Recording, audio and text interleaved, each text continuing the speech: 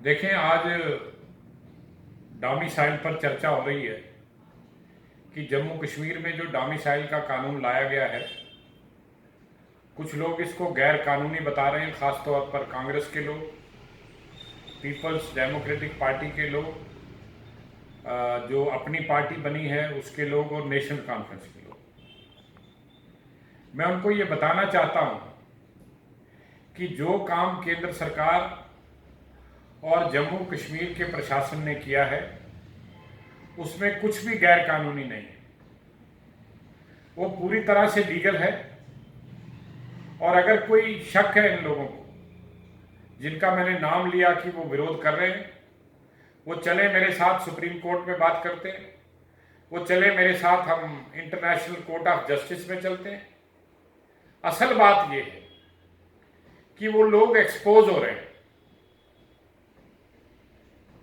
जिन लोगों को अधिकार देना है, खासतौर पर पाक अधिकृत कश्मीर के वो परिवार जो जम्मू कश्मीर से बाहर अन्य राज्यों में रहते हैं, मैं लोगों की जानकारी के लिए बता दूं, इन नेताओं की जानकारी के लिए, कि ये लोग जम्मू कश्मीर रियासत के सदियों पुराने बाशिंदे हैं और ये अपनी मर्जी से जम्मू से बाहर नहीं बैठे, कश्मीर से बाहर नहीं बैठे। एक साजिश के तहत इनको बाहर भेजा गया था। पाकिस्तान और हिंदुस्तान बनने के बाद जब जम्मू कश्मीर राज्य ने यह फैसला नहीं किया था कि मुझे पाकिस्तान के साथ जाना है या हिंदुस्तान के साथ जाना है, पाकिस्तान को लगने लगा कि जम्मू कश्मीर हिंदुस्तान के साथ जा सकता है। उन्होंने बाकायदा तौर पर कबायलियों को हायर कर कर और अपने फौजियों को कबायलियों की शक्ल में जम्मू कश्मीर के मुजफ्फराबाद, मीरपुर और पुंछ के इलाकों में हमले कर दिए। वहां के हिंदू और सिखों को निशाना बनाया गया, उनकी निर्मम हत्याएं की गई और औरतों के साथ रेप किए गए। जो जवान औरतें थी उनको उठाकर ले गए और जो लोग बच गए उनको डराकर धमकाकर वहां से भगा दिया गया। एक तरह से डेमोग्राफी को चेंज करने का प्रयास किया गया। क्या ये भारत भूल गया? क्या ये दुनिया भूल गई है? सबको याद है, लेकिन इन नेताओं को याद नहीं। उसके बाद ये जो लोग हैं, मैं आपको बता दूं, मुजफ्फराबाद का इलाका जो कश्मीर खित्ते का हिस्सा है, कश्मीर प्रोविंस का हिस्सा है, वो लोग कश्मीर में रहना चाहते थे मुजफ्फराबाद से विस्थापित होने के बाद, क्योंकि उनका ये कहना था कि मौसम लगभग कश्मीर में और मुजफ्फराबाद में एक जैसा होता है, तो हमें यहाँ पर रहने दिया जाए, यहाँ से निकाला ना जाए। लेकिन तब के शासकों ने, दिल्ली की सरकार ने इन लोगों को भगा दिया, जम्मू में भी नहीं रहने दिया, देश के अन्य राज्यों में भेज दिया जहाँ गर्मी पड़ती थी और ये लोग उसके बिल्कुल भी वो नहीं थे, इनको उसका आभास नहीं था कि किस तरह से हम वहाँ पर जीवन अपना जो है वो यापन करेंगे। और इसके अतिरिक्त मीरपुर के लोग और पुंछ के लोग 5300 परिवार, उस समय कुल जो परिवार आए थे वो 31,619 परिवार थे उस समय जो पाक अधिकृत कश्मीर से आए, और 9,600 परिवार जो थे उनको हम किन्हीं कारणों से रजिस्टर नहीं कर पाए। लेकिन मैं उन परिवारों की बात करता हूं जिनको आपने रजिस्टर किया, उसमें से 26,300 परिवारों को तो जम्मू कश्मीर में जगह मिल गई, लेकिन 5,300 परिवारों को हम जम्मू कश्मीर से बाहर अन्य राज्यों में ले गए। और मजेदार बात यह है कि इनके अगल बगल में, जैसे मैं मिसाल दूंगा कि इन 5,300 परिवारों में से कुछ परिवार दिल्ली में ठहरे। वहां पर एक कैंप था, किंग्सवे कैंप, जो अब जीटीबी नगर बन चुका है। उस किंग्सवे कैंप में मेरे लोग भी एक कैंप में थे, टेंट में थे, बैरक में थे, और मेरे साथ वाली बैरक में वो विस्थापित थे जो हिंदुस्तान और पाकिस्तान के बंटवारे की वजह से आए थे। और आप हैरान होंगे कि हमने क्या किया उस समय की सरकार ने। हमने जो लोग बंटवारे की वजह से आए थे उनको बाकायदा तौर पर रिफ्यूजी बनाया, रिफ्यूजी बनाकर रजिस्टर किया, उनको रिफ्यूजी के नाते जो सुविधाएं मिलनी चाहिए वो दी, और उनको परमानेंटली मेन स्ट्रीम में ले आए, लंप सम एक्सचेंज किया। जितनी जमीन जायदाद वो चल और अचल संपत्ति छोड़ आए थे उसके बदले में हिंदुस्तान में उनको मिल गई। जब मेरे लोगों ने कहा कि मैं भी बगल वाले टेंट में रहता हूं, मैं भी विस्थापित हूं, मुझे भी ये सुविधाएं दी जाएं, तब की सरकार ने कहा नहीं, आपको हम विस्थापित मानते हैं, आपको रिफ्यूजी नहीं मानते, क्योंकि जिस जगह से आप आए हैं वो पाकिस्तान का कब्जा उस पर जरूर है, लेकिन वो भारत का अभिन्न अंग है। यानी हमें आपने रिफ्यूजी नहीं माना, आपने जो पार्टीशन के विक्टिम को उस समय परमानेंटली सेटल किया, आपने उस कैटेगरी में मुझे नहीं लाया, और कहा क्या कि अगर आपको हम उस कैटेगरी में लाते हैं तो एक संदेश जाएगा दुनिया के अंदर कि हमने उस इलाके को छोड़ने का मन बना लिया है। और तब आपने क्या किया, हमारी हालत ये हो गई कि आसमान से गिरे और खजूर पर आ अटके। वहां से हम निकले, भारत ने हमें रिफ्यूजी माना नहीं और ये कहा कि आप विस्थापित हो। जब कभी भी पाक अधिकृत कश्मीर का फैसला होगा या जम्मू कश्मीर का फैसला होगा, तब आप लोगों की चिंता की जाएगी, तब आप लोगों की बात की जाएगी। आज जब डोमिसाइल की बात हो रही थी तो ये लोग क्यों ना बीच में आए। आप तो कह रहे हो कि जो 15 साल से यहां रह रहा है उसे डोमिसाइल मिलेगा, और जो लोग 1500 साल से रह रहे थे क्या वो डोमिसाइल के लायक नहीं है, और आप उनका विरोध कर रहे हो। और मैं बताना चाहता हूं कांग्रेस पार्टी को, नेशनल कॉन्फ्रेंस को, पीपल्स डेमोक्रेटिक पार्टी को, आपकी पार्टी में मेरे समुदाय के, मेरे उस परिवार के लोग जो पाक अधिकृत कश्मीर से आए थे वो आपकी पार्टी से विधायक बने, आपकी पार्टी से मेंबर पार्लियामेंट बने, आपकी पार्टी से वो मंत्री बने। अगर वो यहाँ के नागरिक नहीं थे तो आपने उनको क्यों बनाया मंत्री, आपने क्यों बनाया विधायक, आपने क्यों बनाया उनको मेंबर पार्लियामेंट।